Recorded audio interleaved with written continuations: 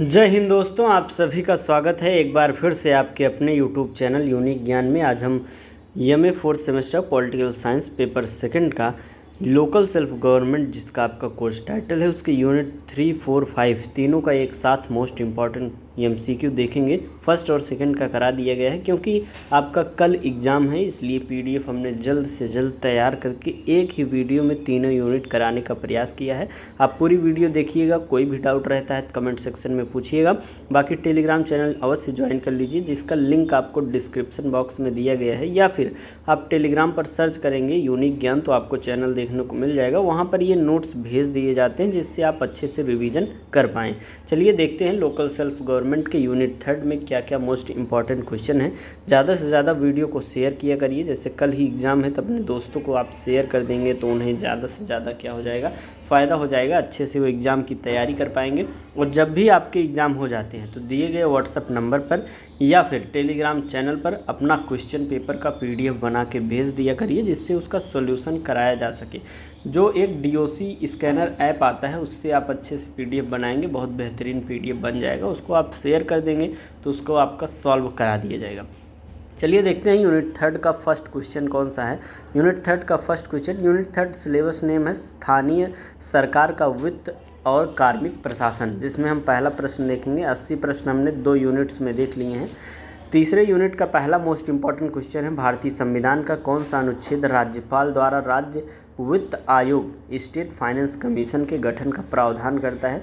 जो अनुच्छेद 243 आई है वह राज्यपाल द्वारा राज्य वित्त आयोग के गठन का प्रावधान करता है। ये व्याख्या जो दिया गया है आपको नोट्स में दे दिया जाएगा, तो वहाँ से अच्छे से रिवीजन कर लीजिएगा।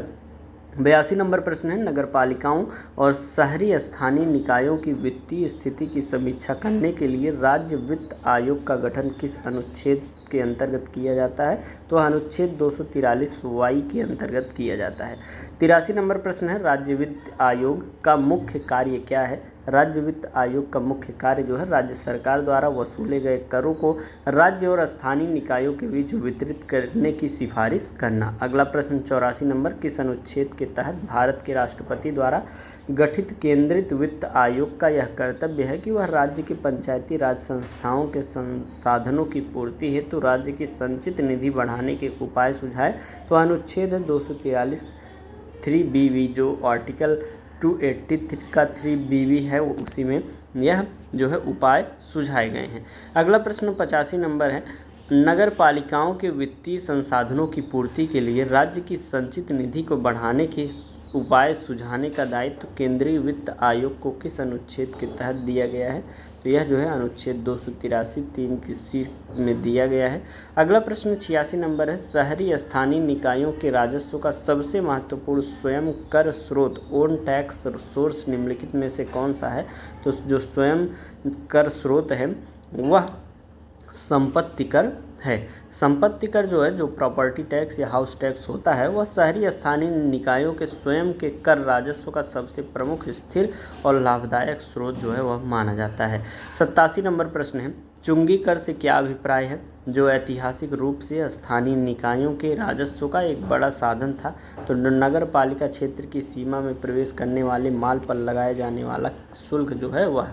अगला प्रश्न 88 नंबर, स्थानीय स्वशासी निकायों को अपने प्रशासनिक और विकासात्मक कार्यों के लिए धन प्राप्त करने हेतु तो निम्नलिखित में से किस पर सर्वाधिक निर्भर रहना पड़ता है? तो राज्य सरकारों से प्राप्त अनुदान और करों के हस्तांतरण पर जो है निर्भर रहना पड़ता है। 89 नंबर प्रश्न है, निम्नलिखित में से कौन सा एक कर केवल स्थानीय स्वशासी निकायों अर्थात पंचायतों या नगर पालिकाओं द्वारा लगाया और वसूला जा सकता है?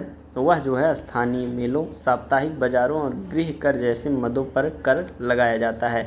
अगला प्रश्न 90 नंबर, भारत के किस निगम ने ढांचागत परियोजनाओं के लिए सर्वप्रथम बाजार से धन जुटाने हेतु म्यूनिसिपल बांड जारी किया हुआ था? तो अहमदनगर, जो अहमदाबाद नगर निगम है, उसने यह जारी किया था।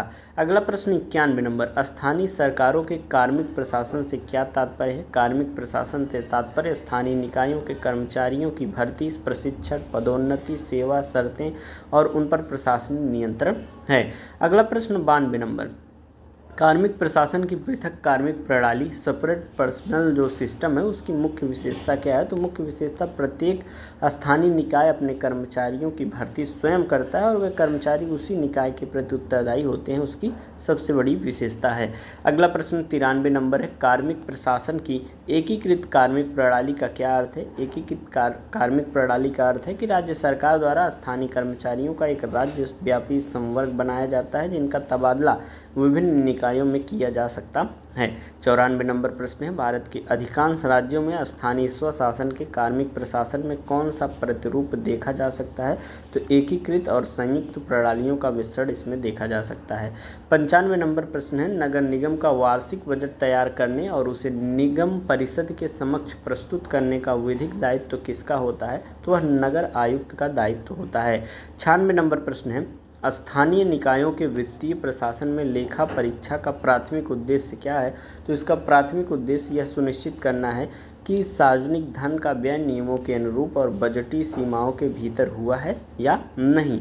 अगला प्रश्न 97 नंबर है, स्थानीय स्वशासन में गैर कर राजस्व के अंतर्गत निम्नलिखित में से कौन सी मद आती है? तो वह सार्वजनिक पार्क, दुकानों का किराया, लाइसेंस शुल्क और यूजर चार्ज जो है गैर कर राजस्व में आते हैं। अगला प्रश्न है, पंचायतों के खातों के रखरखाव और उनके ऑडिट के संबंध में कानून बनाने की शक्ति किसके पास है? तो यह संबंधित राज्य के विधानमंडल के पास शक्ति होती है। 99 नंबर प्रश्न है, स्थानीय निकायों में अधिकारियों के स्थानांतरण की शक्ति का राज्य सरकार द्वारा प्रयोग किस प्रकार स्थानीय स्वायत्तता को सीमित करता है? तो यह जो है राज्य सरकार को स्थानीय प्रशासन के निर्णयों को प्रभावित और नियंत्रित करने का एक प्रशासनिक साधन प्रदान करता है। 100 नंबर प्रश्न है, वित्तीय सुधारों के तहत किस आयोग ने स्थानीय निकायों को जीएसटी के राजस्व में एक निश्चित हिस्सा देने की सिफारिश की हुई थी? तो वह कौन है? वह जो है द्वितीय प्रशासनिक सुधार आयोग था।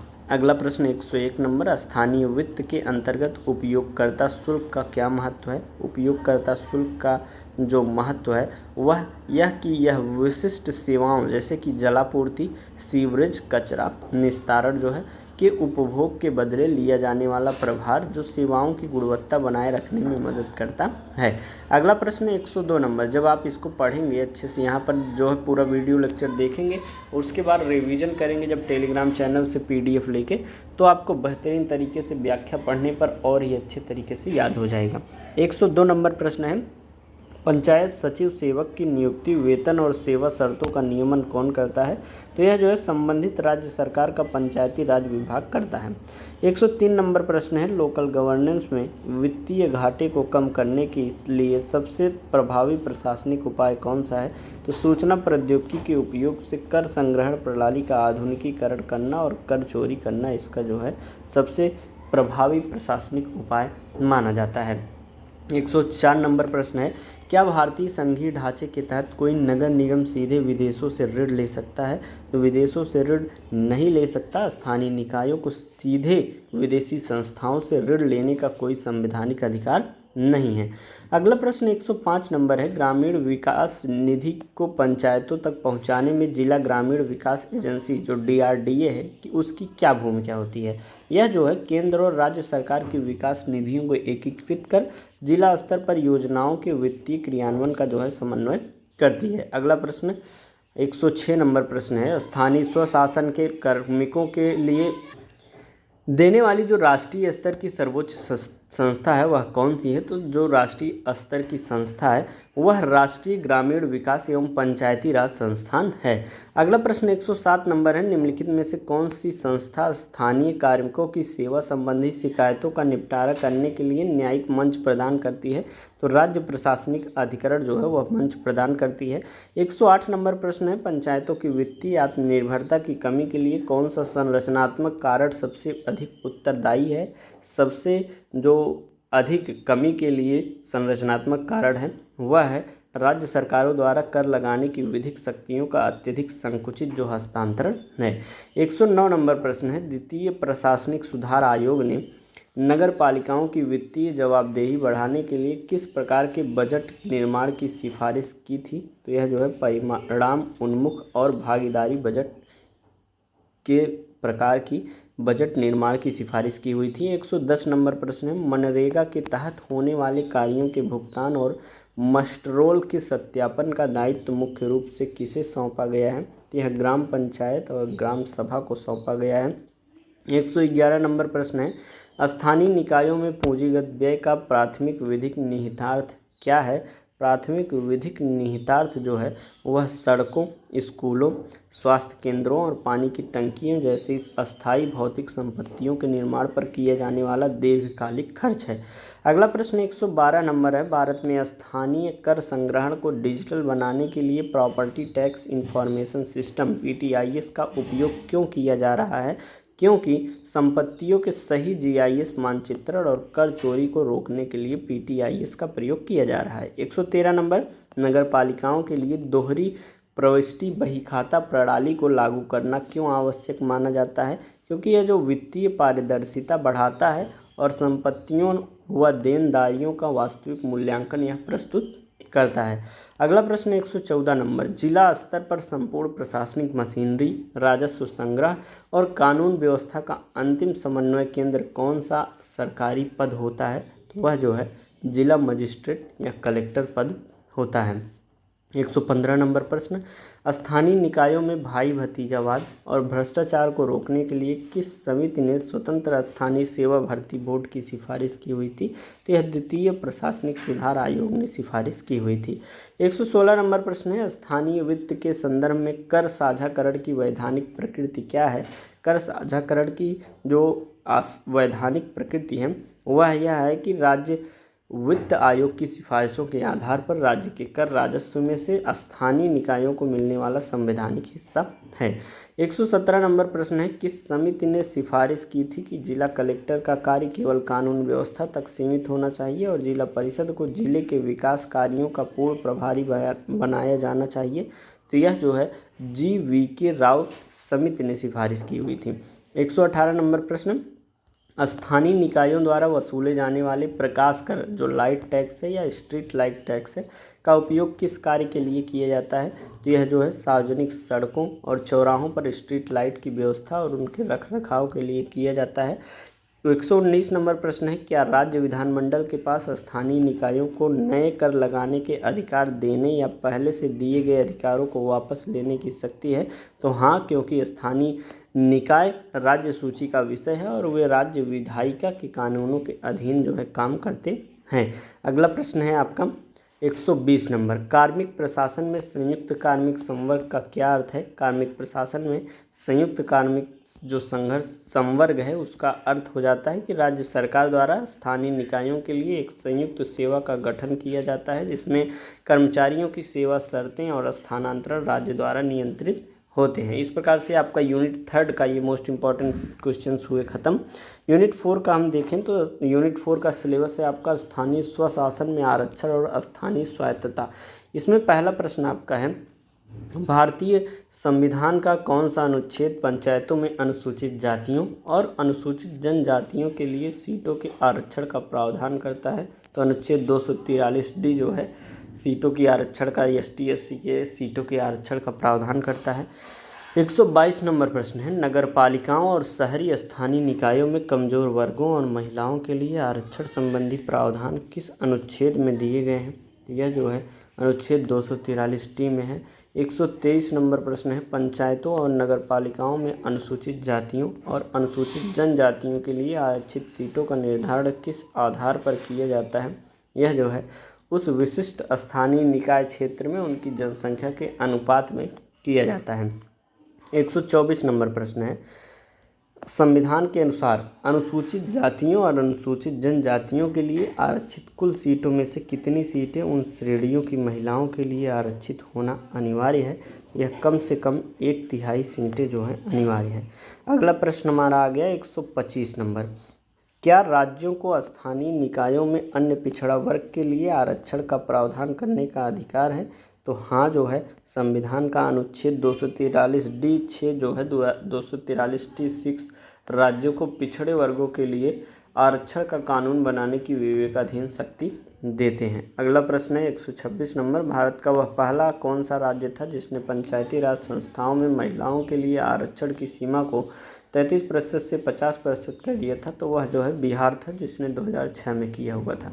127 नंबर प्रश्न है, पंचायतों में आरक्षण की घूर्णन प्रणाली का मुख्य विधिक उद्देश्य क्या है? मुख्य विधिक उद्देश्य यह है कि यह सुनिश्चित करना कि पंचायत के सभी भौगोलिक वार्डों को समय समय पर विभिन्न आरक्षित श्रेणियों के प्रतिनिधित्व का अवसर उसमें मिले। 128 नंबर प्रश्न है, निम्नलिखित में से कौन सा राज्य स्थानीय निकायों में अनुसूचित जातियों के लिए आरक्षण नीति लागू करने से पूर्णतः मुक्त है? तो अरुणाचल प्रदेश है। 129 नंबर प्रश्न है, स्थानीय निकायों में आरक्षण नीति का मुख्य सामाजिक राजनीतिक लक्ष्य क्या माना जाता है? तो ऐतिहासिक रूप से शोषित वर्गों और महिलाओं का वास्तविक राजनीतिक सशक्तिकरण और नीति निर्माण में भागीदारी लक्ष्य माना जाता है। अगला प्रश्न 130 नंबर, स्थानीय स्वायत्तता का वास्तविक प्रशासनिक और विधिक अर्थ क्या है? तो स्थानीय स्वायत्तता जो है उसका निकायों में स्थानीय मामलों में प्रबंधन में निर्णय लेने, वित्तीय संसाधन जुटाने और नीति लागू करने की विधिक स्वतंत्रता होना चाहिए। अगला प्रश्न आपका है 131 नंबर, राज्य सरकारों द्वारा स्थानीय निकायों की स्वायत्तता को सीमित करने के लिए किस प्रशासनिक शक्ति का सबसे अधिक उपयोग किया गया है? तो वह जो है समय से पहले निर्वाचित निकायों का विघटन या अतिक्रमण जो है उस करना इसमें किया गया है। अगला प्रश्न 132 नंबर, निम्नलिखित में से कौन सा कारक स्थानीय निकायों की वित्तीय स्वायत्तता के मार्ग में सबसे गंभीर व्यवहारिक चुनौती है? तो वह अपनी आय के स्वतंत्र कर स्रोतों का अभाव और राज्य सरकारों के सशर्त अनुदानों पर पूर्ण निर्भरता इसमें देखने को मिलती है। 133 नंबर प्रश्न है, किस प्रमुख न्यायिक मामले में भारत के सर्वोच्च न्यायालय ने स्पष्ट किया है कि स्थानीय निकायों में अन्य पिछड़ा वर्ग के लिए आरक्षण संवैधानिक रूप से वैध, बशर्ते वह कुल 50% की सीमा का उल्लंघन न करे? तो यह जो है के कृष्णमूर्ति बनाम भारत संघ जो केस था उसमें हुआ था। अगला प्रश्न है 134 नंबर, स्थानीय स्वायत्तता के संदर्भ में सहायकता का सिद्धांत प्रिंसिपल ऑफ सब्सिडायरिटी क्या स्थापित करता है? यह जो है जो कार्य निचले या स्थानीय स्तर पर कुशलतापूर्वक किए जा रहे हैं उन्हें उच्च स्तर को नहीं सौंपा जाना चाहिए, यह जो है स्थापित करता है। अगला प्रश्न 135 नंबर, स्थानीय स्वशासन भारतीय संविधान की किस अनुसूची के तहत राज्य का एक विषय है? तो स्थानीय स्वशासन जो है वह 7वीं अनुसूची की राज्य सूची जो सेकंड है उसमें यह अनुसूची राज्य का एक विषय है। 136 नंबर प्रश्न, क्या राज्य का विधानमंडल किसी स्थानीय निकाय के अधिकारों, शक्तियों और कार्यों को कम करने वाला कानून बना सकता है? क्या बना सकता है? हाँ, क्योंकि स्थानीय निकाय जो है अंततः राज्य सूची का विषय है और वे राज्य विधायिका के कानूनों के तहत भी काम करते हैं। 137 नंबर प्रश्न है, आरक्षण नीति लागू होने के बाद ग्रामीण क्षेत्रों में पारंपरिक शक्ति संरचना में क्या उल्लेखनीय परिवर्तन आया है? तो सत्ता का लोकतांत्रिक विकेंद्रीकरण हुआ है और बहुजन, दलित और महिला नेतृत्व का तेजी से इसमें विकास हमें देखने को मिला है। 138 नंबर प्रश्न है, भारत में स्थानीय निकायों की स्वायत्तता और राज्य नियंत्रण के बीच संतुलन बनाने की आवश्यकता पर किस आयोग ने बल दिया हुआ था? तो जो सरकारी आयोग और द्वितीय जो आयोग है इन्होंने बल दिया हुआ था। 139 नंबर प्रश्न है, पंचायतों में आरक्षण की संवैधानिक व्यवस्था किस प्रकार संसद और विधानसभाओं के आरक्षण से भिन्न है? तो यह स्थानीय निकायों में आरक्षण के लिए संविधान में कोई जो है समय सीमा निर्धारित नहीं है और यह स्वतः जारी रहता है। अगला प्रश्न 140 नंबर, स्थानीय निकायों पर प्रशासनिक नियंत्रण स्थापित करने के लिए प्रशासनिक निलंबन की शक्ति का प्रयोग राज्य सरकार सामान्यतः किसके माध्यम से करती है? तो यह जो है राज्य सरकार द्वारा प्राधिकृत अधिकारियों जैसे कि जिला मजिस्ट्रेट या संभागीय आयोग के माध्यम से करती है। अगला प्रश्न है 141 नंबर, पेशा जो अधिनियम है 1996 का पूर्ण रूप क्या है जो अनुसूचित क्षेत्रों में स्थानीय स्वायत्तता को अंततः सशक्त बनाता है? तो यह जो पेशा अधिनियम है यह पंचायत अनुसूचित क्षेत्रों में विस्तार अधिनियम है। अगला प्रश्न है 142 नंबर, पेशा जो अधिनियम है 5वीं जो अनुसूची के क्षेत्रों में अनुसूचित जनजातियों के लिए पंचायतों के सभी स्तरों पर न्यूनतम कितना आरक्षण अनिवार्य है? तो न्यूनतम जो है वह 50% आरक्षण अनिवार्य है। अभी देखिए लाइट बहुत तेज़ आ रही है, गर्मी बहुत ज़्यादा है, लाइट तेज़ आई और घर में जितने भी फ़ैन थे सब कुछ जल गया है, सबका चार्जर जल गया है, तो आप लोग ध्यान में रखते हुए सभी चीज़ यूज करिए। दोपहर में ज़्यादा फ़ोन मत यूज करिए, दोपहर में फ़ोन को चार्ज मत करिए, ठंडा मौसम रहे तो ही चार्ज करिए। क्योंकि घर में अभी मेरे वीडियो बना रहा हूँ, इसी के बीच में अभी मैं देखा लाइट बहुत तेज़ आई, लगभग 4 से 5 लोगों का पासवर्ड जो चार्जर है वह जल गया, और साथ ही साथ 2-3 पंखे जो जल गए, एसी जल गई। तो मतलब आप लोग ध्यान में रखिए, गर्मी बहुत ज़्यादा है। दोपहर में फ़ोन न चार्ज करिए, दोपहर में फ़ोन मत चलाइए। अपने पास फ़ोन चला रहे हैं, एकदम बहुत ज़्यादा गर्म हो रहा है तो उसको बिल्कुल मत चलाइए, इसको ध्यान में रखिए। चलिए आगे देखते हैं प्रश्न। अभी सभी लोग चिल्ला रहे हैं बाहर, क्योंकि चार्जर लोगों के जल गए हैं और फ़ैन जल गया है। तो ये सभी चीज़ें आप लोग बिल्कुल ध्यान में रखिएगा।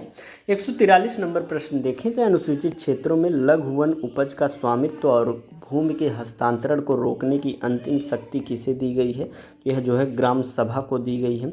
144 नंबर प्रश्न है, स्थानीय स्वायत्तता के हनन को रोकने के लिए 73वें और 74वें संशोधनों ने क्या सुरक्षा उपाय किए हुए हैं? तो उन्होंने प्रावधान किया है कि यदि कोई स्थानीय निकाय भंग किया जाता है तो 6 महीने के भीतर चुनाव कराना जो है अनिवार्य हो जाता है। 145 नंबर प्रश्न है, स्थानीय स्तर पर वित्तीय स्वावलंबन के अभाव में राजनीतिक स्वायत्तता को क्या कहा जाता है? तो केवल एक कागजी या खोखली स्वायत्तता कहा जाता है। 146 नंबर प्रश्न है, पंचायतों के चुनाव लड़ने से किसी व्यक्ति को अयोग्य घोषित करने का अंतिम निर्णय कौन करता है? यह जो है राज्य विधानमंडल द्वारा निर्धारित प्राधिकारी करता है। 147 नंबर प्रश्न है, निम्नलिखित में से कौन सा अधिनियम भारत में पंचायतों को ग्रामीण स्तर पर न्याय प्रदान करने और विवादों को सुलझाने के लिए विशेष शक्तियां देता है? तो वह ग्राम न्यायालय अधिनियम है। 148 नंबर प्रश्न, ग्राम न्यायालय में नियुक्त होने वाले पीठासीन अधिकारी की नियुक्ति किसके द्वारा की जाती है? तो राज्य सरकार द्वारा संबंधित उच्च न्यायालय के परामर्श से की जाती है। 149 नंबर प्रश्न है, क्या ग्राम न्यायालयों के निर्णयों के विरुद्ध अपील दायर की जा सकती है? तो हाँ, दीवानी मामलों में जिला न्यायालय और आपराधिक मामलों में सत्र न्यायालय में अपील की जा सकती है। 150 नंबर प्रश्न है, स्थानीय शासन की स्वायत्तता में न्यायिक नियंत्रण का क्या महत्व है? यह जो है सुनिश्चित करता है कि स्थानीय निकाय अपने कानूनी अधिकारों की सीमा में रहकर काम करें और उनके अधिकारों का अतिक्रमण न हो। 151 नंबर प्रश्न है, पंचायतों में महिलाओं के प्रतिनिधित्व को वास्तविक बनाने के लिए किन गैर सरकारी उपायों को बढ़ावा दिया जा रहा है? तो जो गैर सरकारी समूह हैं, महिला स्वयं सहायता समूहों की भागीदारी और क्षमता निर्माण प्रशिक्षण को एक प्रकार से बढ़ावा दिया जा रहा है। 152 नंबर प्रश्न है, निम्नलिखित में से कौन सी एक विकासात्मक चुनौती ग्रामीण क्षेत्रों में अनुसूचित जाति के सरपंचों को अपने दायित्वों का निर्वहन करने में बाधित करती है? तो वह जो है जातिगत भेदभाव और सामाजिक बहिष्कार की धमकी जो है बाधित करती है। 153 नंबर प्रश्न है, पंचायती राज में आरक्षण नीति का एक सकारात्मक परिणाम क्या रहा है? ग्रामीण महिलाओं और पिछड़े वर्गों की राजनीतिक चेतना और मतदान प्रतिशत में उल्लेखनीय वृद्धि इसमें देखने को हमें मिली है। 154 नंबर प्रश्न है, क्या स्थानीय निकायों में आरक्षण की व्यवस्था निजी क्षेत्रों की नौकरियों में भी लागू होती है? नहीं, स्थानीय निकायों में आरक्षण केवल निर्वाचित सीटों और अध्यक्षों के पदों तक ही सीमित है।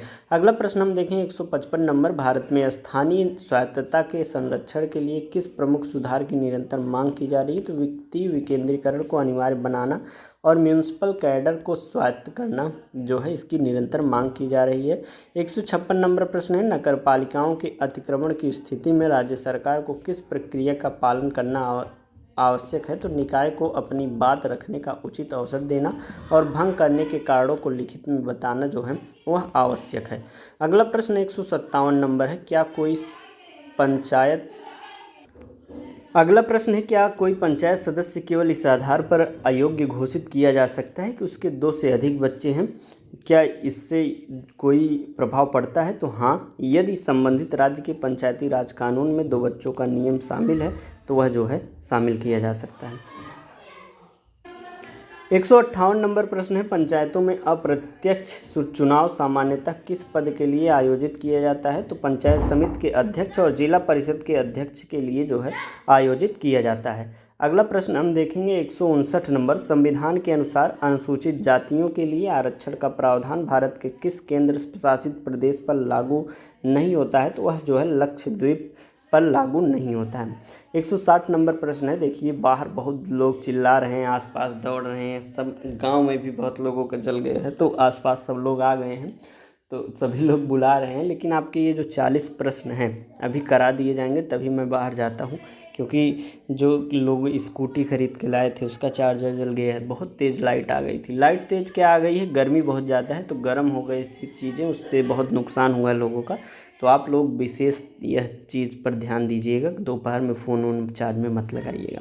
अगला प्रश्न हम देखें तो 160 नंबर, स्थानीय स्वशासन के संगठन में आरक्षण नीति का विरोध करने वाले आलोचकों का मुख्य तर्क क्या है? तो यह कभी कभी मेरिट को प्रभावित करता है और प्रॉक्सी नेतृत्व को बढ़ावा देता है।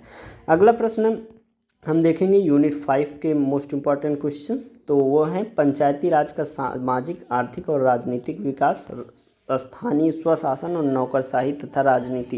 ये आपका यूनिट 5 का सिलेबस है, जिसमें आपका फर्स्ट क्वेश्चन है, पंचायती राज संस्थाओं का मुख्य सामाजिक लक्ष्य निम्नलिखित में से कौन सा है? तो ग्रामीण समाज में व्याप्त जातिगत और लैंगिक भेदभाव को दूर करके सामाजिक न्याय स्थापित करना जो है सामाजिक लक्ष्य है। अगला प्रश्न 162 नंबर है, स्थानीय स्वशासन द्वारा संचालित किस योजना को ग्रामीण भारत के आर्थिक विकास का मुख्य आधार माना जाता है? तो यह जो है महात्मा गांधी राष्ट्रीय ग्रामीण रोजगार गारंटी अधिनियम मनरेगा है। 163 नंबर प्रश्न है, स्थानीय स्वशासन और राजनीति के बीच संबंधों के संदर्भ में दलीय राजनीति का पंचायतों पर क्या नकारात्मक प्रभाव देखा गया है?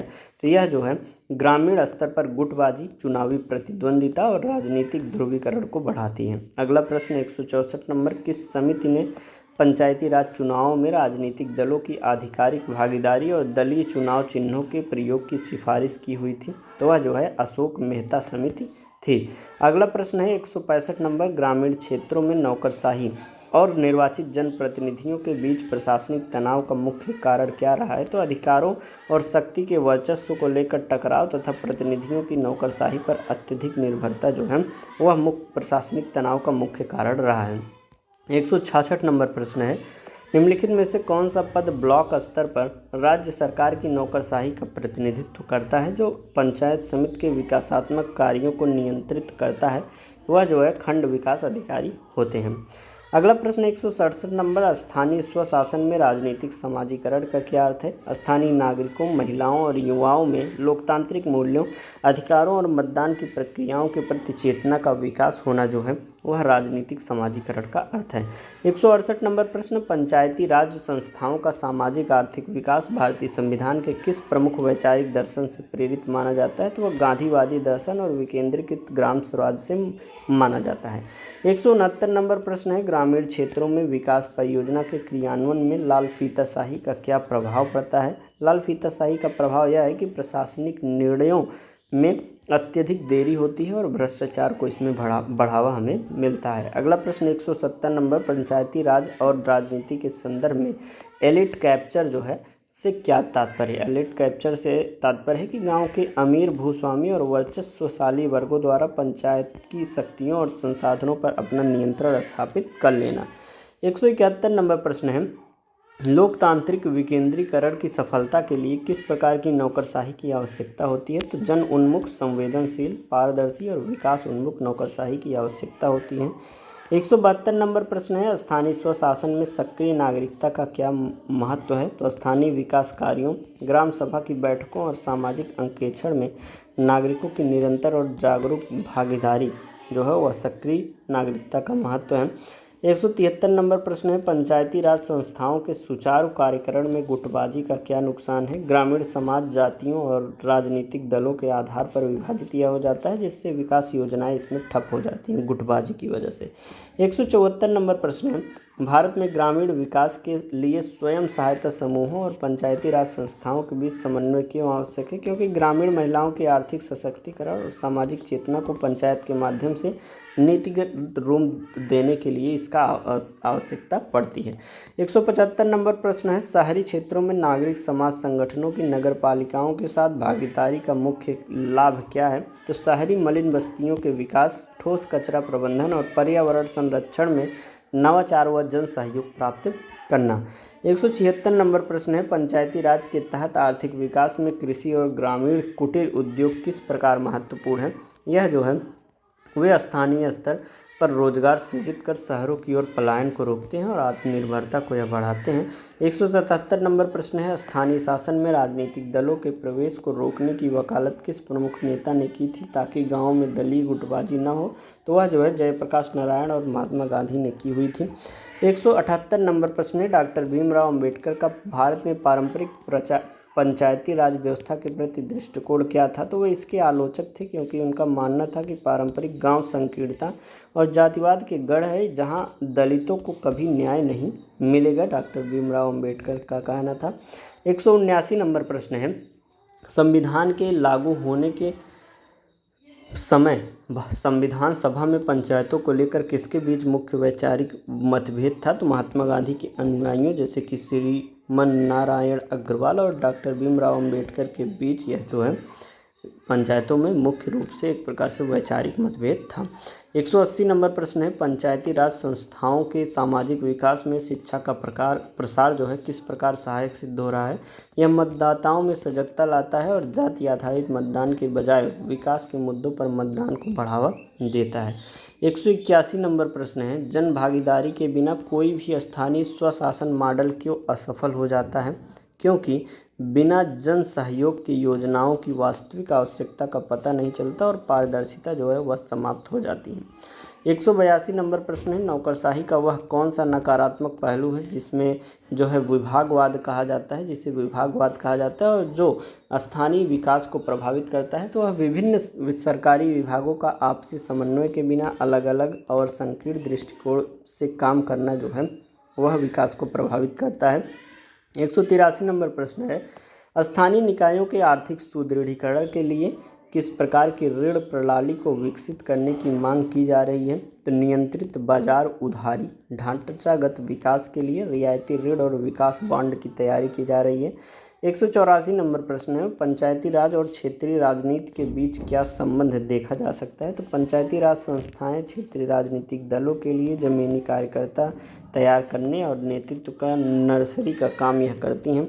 185 नंबर प्रश्न है, नगरीय स्थानीय निकायों में स्मार्ट सिटी मिशन जैसी आधुनिक नीतियों का प्रमुख उद्देश्य क्या है? यह जो है सूचना प्रौद्योगिकी और डिजिटल गवर्नेंस के माध्यम से नागरिक सेवाओं की गुणवत्ता, बुनियादी ढांचे और पर्यावरण को यह बेहतर बनाती हैं। अगला प्रश्न 186 नंबर, ग्रामीण क्षेत्रों में विकास कार्यों के राजनीतिकरण का सबसे नकारात्मक प्रभाव क्या पड़ा है? तो यह जो है योजनाओं का लाभ केवल योग्यता और आवश्यकता के बजाय राजनीतिक निष्ठा के आधार पर इसमें दिया जाता है। अगला प्रश्न 187 नंबर है, स्थानीय शासन में लोकपाल या लोकायुक्त जैसी संस्थाओं की स्थापना की मांग क्यों की जाती है? क्योंकि जनप्रतिनिधियों और नौकरशाहों के खिलाफ भ्रष्टाचार की शिकायतों की निष्पक्ष जांच करने के लिए जो है मांग की जाती है। 188 नंबर प्रश्न है, पंचायती राज संस्थाओं के सामाजिक विकास में महिला सशक्तिकरण का सबसे बड़ा साक्ष्य क्या है? तो लाखों महिलाओं का सीधे नीति निर्माता और निर्णय लेने वाले पदों पर निर्वाचित होकर आना जो है महिला सशक्तिकरण का सबसे बड़ा लक्ष्य है। 189 नंबर प्रश्न है, ग्रामीण और शहरी विकास में सतत विकास लक्ष्यों सस्टेनेबल डेवलपमेंट गोल्स जो SDGs को प्राप्त करने में स्थानीय निकायों की क्या भूमिका है? क्योंकि वह जो है जमीनी स्तर पर गरीबी उन्मूलन, स्वच्छ पेयजल, लैंगिक समानता और पर्यावरण संरक्षण की योजनाओं को सीधे लागू करने वाले और मुख्य माध्यम हैं। 190 नंबर प्रश्न है, स्थानीय स्तर पर नागरिक चार्टर का क्या महत्व है? यह स्थानीय निकायों द्वारा दी जाने वाली सेवाओं की समय सीमा, गुणवत्ता और शिकायत निवारण की स्पष्ट गारंटी देता है। 191 नंबर प्रश्न है, पंचायती राज के विकास के प्रथम चरण 1959 से 1964 को सामान्यतः किस नाम से जाना जाता है? तो इसे उत्साह का काल कहा जाता है। 192 नंबर प्रश्न है, वर्ष 1965 से 1969 के बीच के काल को पंचायती राज के इतिहास में ठहराव का काल क्यों कहा जाता है? क्योंकि भारत चीन और भारत पाक युद्धों तथा वित्तीय संकट के कारण पंचायती राज संस्थाएं सरकार की प्राथमिकताओं से जो है उस समय बाहर हो गई थी, क्योंकि उस समय युद्ध विभिन्न चल रहे थे। 193 नंबर प्रश्न है, पंचायती राज के विकास के तीसरे चरण को पतन का काल क्यों माना जाता है? क्योंकि अत्यधिक केंद्रीकरण, चुनाव के न होने और नौकरशाही के बढ़ते प्रभाव के कारण पंचायतें इसमें निष्प्राण हो गई थी। 194 नंबर प्रश्न है, वर्ष 1977 से 1985 तक के काल को पंचायती राज से पुनरुद्धार का काल क्यों कहा जाता है? क्योंकि अशोक मेहता समिति के गठन के बाद पंचायती राज को पुनर्जीवित करने और सुदृढ़ बनाने के गंभीर सरकारी प्रयास इसमें शुरू हुए थे। 195 नंबर प्रश्न है, पंचायती राज और जाति व्यवस्था के बीच अंतःक्रिया का सबसे नकारात्मक सामाजिक पहलू क्या है? तो वह जो है चुनावों में जातिगत लामबंदी और निम्न जातियों के निर्वाचित प्रतिनिधियों पर उच्च जातियों का दबाव है। 196 नंबर प्रश्न, स्थानीय स्वशासन और राजनीति के संदर्भ में वोट बैंक की राजनीति का क्या अर्थ है? वोट बैंक की राजनीति का अर्थ है कि राजनीतिक दलों द्वारा स्थानीय जातिगत या धार्मिक समूहों को विशेष लाभ देकर अपने पक्ष में वोट सुरक्षित करना। 197 नंबर प्रश्न है, क्या कोई पंचायत सदस्य अपने पद का दुरुपयोग करने या भ्रष्टाचार में लिप्त होने पर कार्यकाल जो है समाप्त होने से पहले हटाया जा सकता है? तो हाँ जो है, राज्य सरकार के पास निर्धारित कानूनी प्रक्रिया और जांच के बाद दोषी सदस्य या प्रधान को पद से हटाने की शक्ति होती है। 198 नंबर प्रश्न है, स्थानीय स्वशासन में सूचना का अधिकार कानून का क्या महत्व है? सूचना का अधिकार कानून में यह महत्व है कि यह नागरिकों को पंचायत और नगर पालिकाओं के खर्चों, निविदाओं और विकास कार्यों के रिकॉर्ड को देखने का कानूनी अधिकार देता है, जिससे भ्रष्टाचार इसमें कम होता है। 199 नंबर प्रश्न है, ग्रामीण विकास में गैर सरकारी संगठनों की पंचायती राज के साथ भागीदारी का मुख्य उद्देश्य क्या है? तो सरकारी योजनाओं के क्रियान्वयन में तकनीकी सहायता, जन जागरूकता बढ़ाना और कमज़ोर वर्गों का कौशल विकास करना जो है। अगला प्रश्न और अंतिम प्रश्न आपका है, सबका साथ सबका विकास का विचार स्थानीय स्वशासन में किस प्रकार चरितार्थ होता है? यह समाज के सभी वर्गों, महिलाओं, अनुसूचित जातियों, जनजातियों, पिछड़ों और अल्पसंख्यकों की स्थानीय निर्णय प्रक्रिया में समावेश और न्यायपूर्ण भागीदारी सुनिश्चित करके जो है सबका साथ सबका विकास होता है। इस प्रकार से आपके मोस्ट इंपॉर्टेंट सभी क्वेश्चंस होते हैं समाप्त। कोई भी डाउट हो कमेंट सेक्शन में पूछिएगा, टेलीग्राम से PDF लेके अवश्य रिवीजन करिएगा। मिलते हैं नेक्स्ट वीडियो में। अपना क्वेश्चन पेपर जब हो जाए तो टेलीग्राम पर या व्हाट्सएप नंबर पर भेज दीजिएगा, जिससे उसका सॉल्यूशन कराया जा सके। मिलते हैं नेक्स्ट वीडियो में।